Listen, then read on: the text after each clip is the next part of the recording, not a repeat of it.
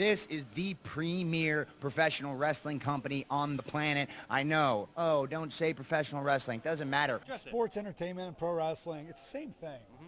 People want to make these crazy, weird divisions over some...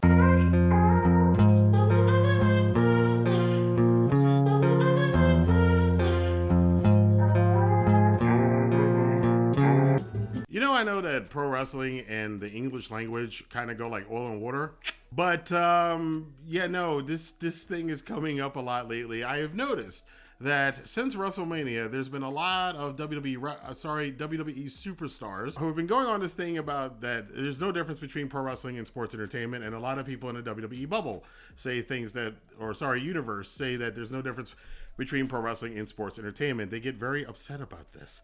They're very like, oh, it's so silly. It is a distinction. Why people want to make these distinctions between the two, because there are a distinction between the two. It's kind of fairly obvious that there is. It ain't nothing to figure out. That's just some senseless bullshit. Don't listen to it. And this is a good thing for the pro wrestling and sports entertainment communities. In fact, the wrestling community as a whole.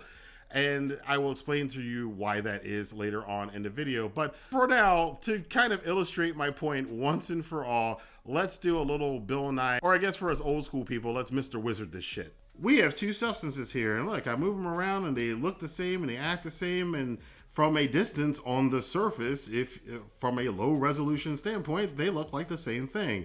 But I'm sure some of you can probably guess right now by the snarky nature of my voice, one of these is water and one of these is oil.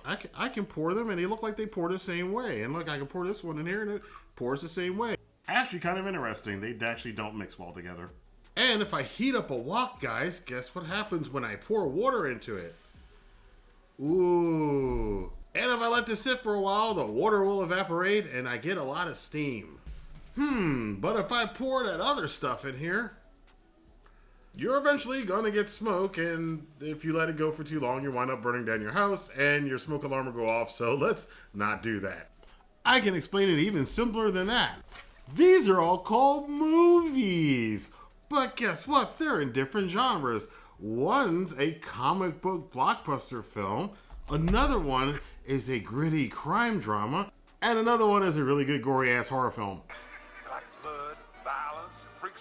Yes, they're all called movies, but we make distinctions between them because if you go into Avengers Endgame expecting it to be anything like The Devil's Rejects, you're going to be really, really, really shocked and disappointed.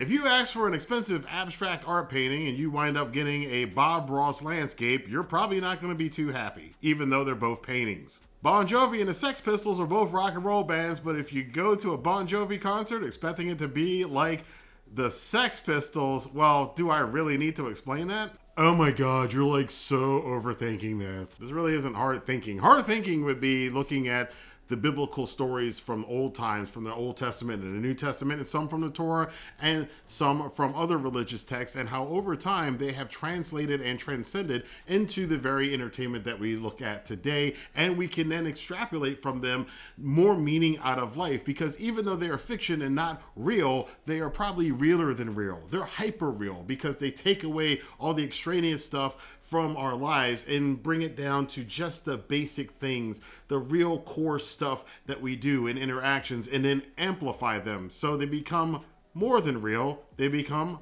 hyper real. That would be overthinking stuff. Knowing stuff that you should have learned in elementary school, like there are subcategories of things that look similar, is not really deep thinking. And I don't have anything against Sami Zayn or Seth Rollins. I think they're the two of the best wrestlers in the world. I think they're two of the best sports entertainers in the world. And yeah, you can be both, but I get a sense that since they are, and they did come up as really strong pro wrestlers, that they kind of take exception, especially Seth Rollins, to people not considering them to be as good as pro wrestlers as people who wrestle in places that aren't as heavily focused on sports entertainment. This happens all over the place all the time. Tons of people do this. They want credit for something that they're not really doing. Kind of like the people that like they claim they're big hip hop fans, and when you talk to them, the only thing they know is all the Drake's popular songs, not even all of his songs, just the popular ones. And then if you ask them about somebody like NF or The Baby or anybody, they have no idea who you're talking about. Well, how would you define it then? Not really that hard. There's the general genre of wrestling, period. But underneath the umbrella of wrestling, there's collegiate wrestling or amateur wrestling, which is an actual sports competition. There's wrestling in mixed martial arts. There's pro wrestling, which is presenting something like a sporting event, but it's predetermined. And then there's stuff like sports entertainment, which is not really presented as a sporting event, but is presented more like this big variety show, action adventure, comedy mashup. And this is not a bad thing for the wrestling industry and the WWE fans, AEW fans, sports entertainment fans, pro wrestling fans across the board. Everybody should actually embrace the fact that there are differences and nuances in the industry, kind of the same way they are in other industries. It does go to also to solving some of the contentious problems that are going on around it. There are different genres for different people who like different things. And what it ultimately means is that the wrestling industry as a whole is once again evolving and growing. No longer like it was in the late 90s and early 2000s or most of the other wrestling companies trying to just do the same thing Vince McMahon is doing.